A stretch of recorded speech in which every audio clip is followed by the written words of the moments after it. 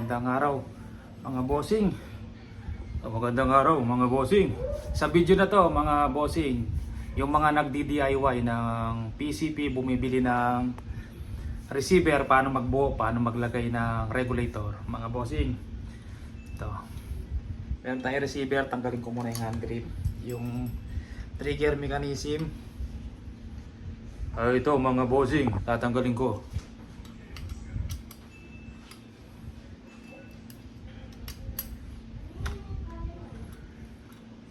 Dalawa yung tornilyo nito mga bossing.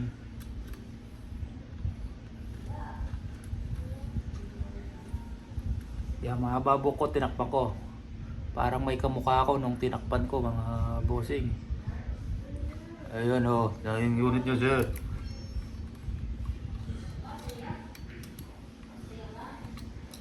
Ito, natanggal na. Tanggal natin ito yung receiver mga bossing. Wala tayong available na receiver lang mga bossing. Buong unit po yung inaalis ko. Kabilaan po yung butas niyan, pinasadya ko. Yung iba nabibili, isang butas lang para sa gauge lang. Ito dalawa to kasi yung sa pag drain para hindi na mahirapan. Yeah. May o-ring yan. Ano nak? Si Mami. Ito, nabibili to sa Shopee mga bossing. Ito yung nilalagay sa hand pump. Yan, nilagay natin dito para ito yung nilalagay sa hand pump. Kung kaliwete kayo, dito nyo lagay dyan. Kung kanan kayo dito. Kasi pag bumabaril ka, dito yung gauge. Para ma-monitor mo yung gauge kung may laman pa or marami pa o konti na lang. Yan. Plastic muna mga bossing. Yan. Pwedeng o-ring, pwede yung mga plastic na ganito. Yan. Mas okay itong plastic mga bossing. Tapos lagay natin. Yan. Papakita din natin pag test ng leak, singaw. Saktong higpit lang to mga bossing ha.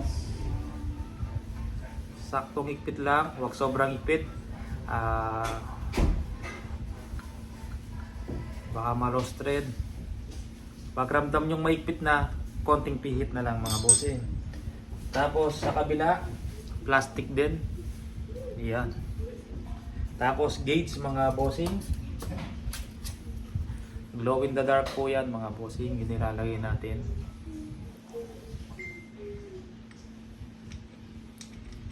Yan. Sa kamay lang. Pag mahigpit na, tools na ang gagamitin mga bossing. Crescent. Pag naramdam nyo igpit na, konting push na lang mga bossing. Baka ma-lost thread ha. Yun. Tapos konting pitik na lang yan. Okay na. Sa regulator mga bossing, tanggalin nyo yung knockout bail. Iyan mga bossing. Ito yung regulator natin, Taiwan. Luwagan nyo lang yung tornilyo na to. Tapos yan, dalawa yan mga bossing.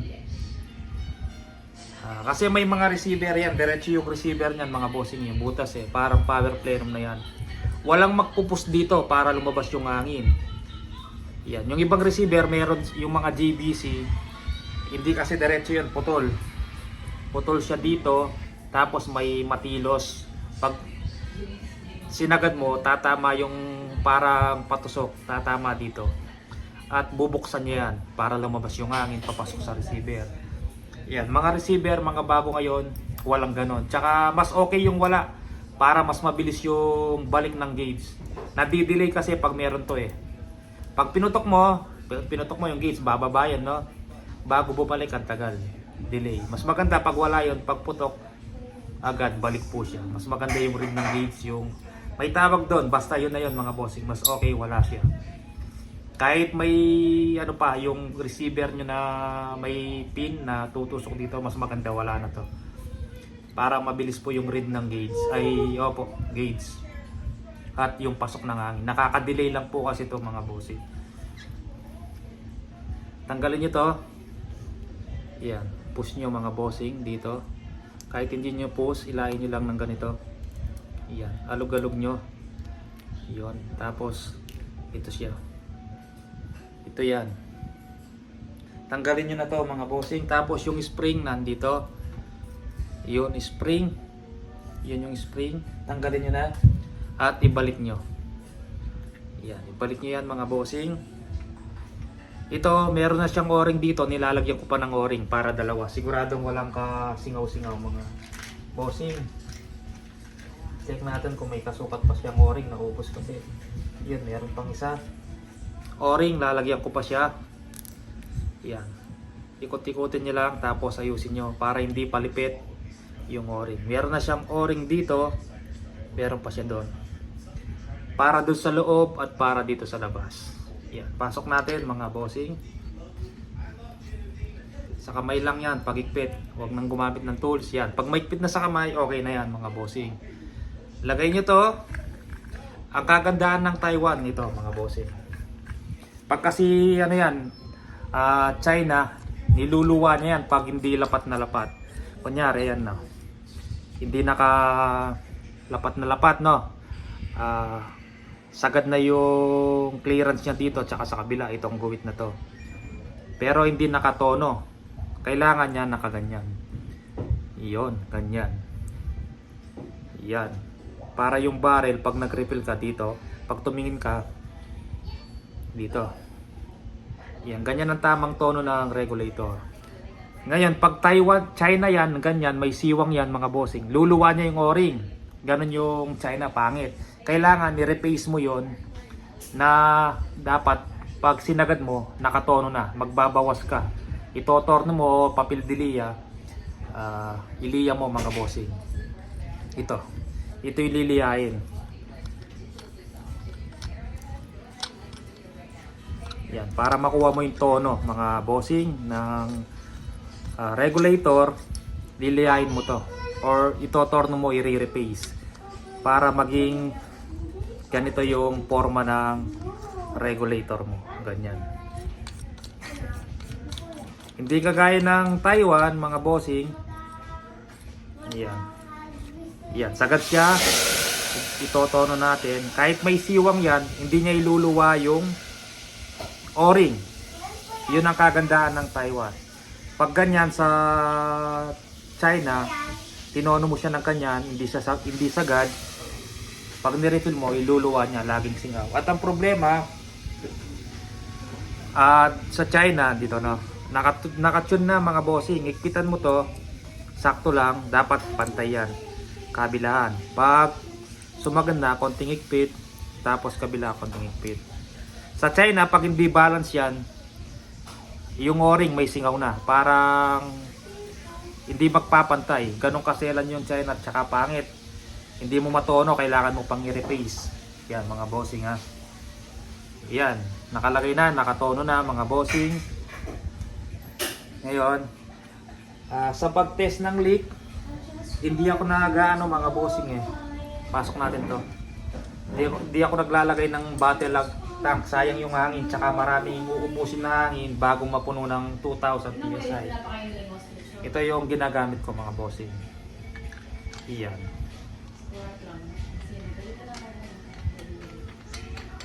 Pag test lang to, tatakpan lang natin yung ano, parang bottle tank na maliit. Yan. Ayun mga zip, nalagay na natin. Tapos, hindi ko agad dinahanginan yan mga bossing. Sinecheck ko yung firing pin, yung valve, kung may dumi. Kailangan yun malinis. Kasi pag may dumi yun, magiging ano yun, problema. Pwedeng bumara at hindi maglapat yung firing pin. Yan. Tatanggalin ko to mga bossing gamit to. Papasok ko sa butas. Ikot ko lang. Wala tayong receiver na available lang mga bossing, buong unit. Itong video na to sa mga nagdi-DIY. Yan. Ito yung ano, stainless yan mga bossing ha. Check natin yung firing pin, yung valve niya. Kung malinis bago natin i-refill. Yun. Yan, malinis. Minsan may aribaba yan na yung mga metal na maliliit. Tapos check nyo to, ipan nyo para siguradong walang dumi, balik nyo. Kasi minsan nilagyan nyo ng hangin, ipupus ng hangin yung firing pin papunta dun sa metal para magsara. Tapos may ribaba yung bakal, babaon yon dito sa plastic, babaon dito. Pag bumaon yon, kahit anong gawin nyo, hindi mo na matatanggal yung singaw ng firing pin. Kailangan i-replace mo hanggang mawala yung sugat, yung uka na bumaon na bakal. Yan. Tapos lagay natin mga bossing. Yan. Gamit to. Yan. Sa kamay lang to mga bossing, kasi kahit di masyadong maigpit na maigpit yan, pag may hangin na yan, iigpit na po yan mga bossing. Kailangan tapat, butas, diretso dito. Yan. Pag sinipat mo yung butas na to, dapat diretso yan mga bossing. Sentro. Baka tagilid, nandun yung butas, nandito yung butas, nandito yung butas, nandito yung butas. Hindi po siya sentro. Paglabas dito. Yung swing niya, yan. May butas po yan, yun. Kailangan sentro. Same po ng sukat. Yan. Ayun, check natin kung may leak mga bossing. Kargahan natin.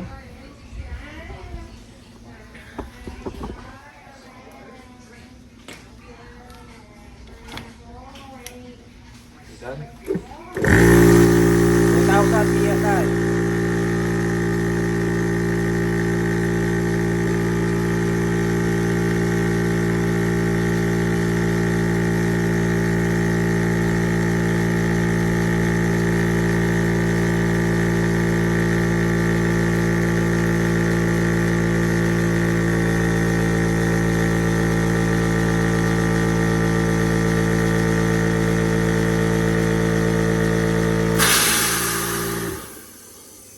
Meron na siyang 1.8 o 2,000 PSI.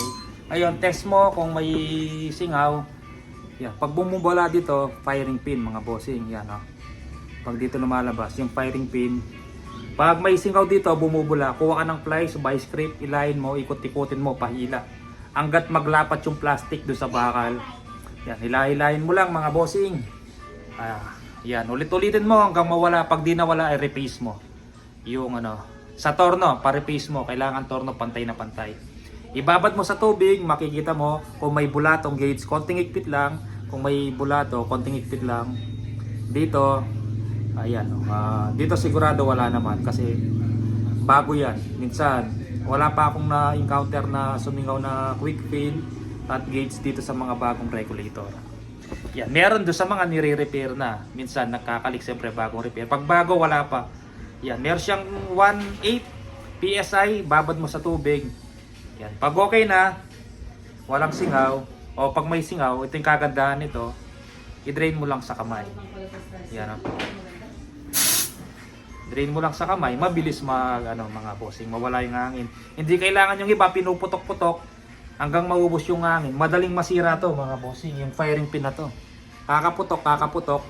Yan, mabilis baka mabiyak pa or umuka, nakakasira ng firing pin yung valve nun na plastic. Mas okay ito na lang yung tanggalin nyo kung wala kayong ganito. Itong fuse, ito 3,000. Luwagan nyo lang yan, gamit kayo ng tools. Ayan, luwagan nyo lang. Sisingaw na. Huwag nyo tanggalin ha, saktong luwag lang. Konting pihit lang, luwag. Pag may narinig na kayo lumabas na hangin, okay na yon. Baka may hangin po na 3,000 yan, tinanggal nyo lahat. Titilapon po yan mga bossing, baka tumama po sa inyo. Konting angat lang po mga bossing. Yan, ganun lang po kasimple magbuo sa mga nag-DIY dyan, bumibili ng receiver. Yan, ganun lang po maglagay ng regulator. Or bumili kayo ng ganito, may nabibili sa Shopee nito. Yan. Mga binubuo ko susunod, ganito yung regulator na ginagamit ko mga bossing. Yan. Sa ngayon wala pa tayong for sale, pero may parating tayong ganito. 30 pieces. Yan. May sobra siguro 5. Kung bebenta natin to 3.5. Yan. Adjustable output. Pag niluwagan mo mga bossing, tumataas yung output. Yan. Lagay mo to. Yan. Lagay kang ganyan para madaling, kung gusto mong set ng 1518, madaling ma-tune mga bossing. Stainless yan. Naiikot to mga bossing. Naiikot. Yan. Naiikot siya. Stainless. Solid mga bossing. Yan. Adjustable siya. Meron tayong parating na ganito. Meron ako dito 5 piraso gagamitin ko. Yan. Tapos yung parating na 30, may 5 tayo sobra. I-post natin 3.5 po isa. Yan. Murang-mura, solid stainless. Magandang klaseng regulator. Adjustable siya mga bossing. Tsaka maliit. Kumpara dito, mahaba. Ito maliit to mga bossing. Pag pinasok mo to, dyan, yan lang. Mahitid siya, maliit siya. Parang tinanggal mo tong kabila. Hindi mahaba, tingnan yung leg ng unit mo pag ito yung nilagay mo. Yan, pang malakasan regulator, mga susunod kong gagawin. 3.5. Yan, yung iba may gumawa dito 6.5, 8,000 mahal. Stainless, ito 3.5 lang. Meron pang card dyan mga bossing na orig. Yan. Pwede mong i-check, orig yan mga bossing. May kasamang ano pa yan, mga o-ring, extra o-ring, washer.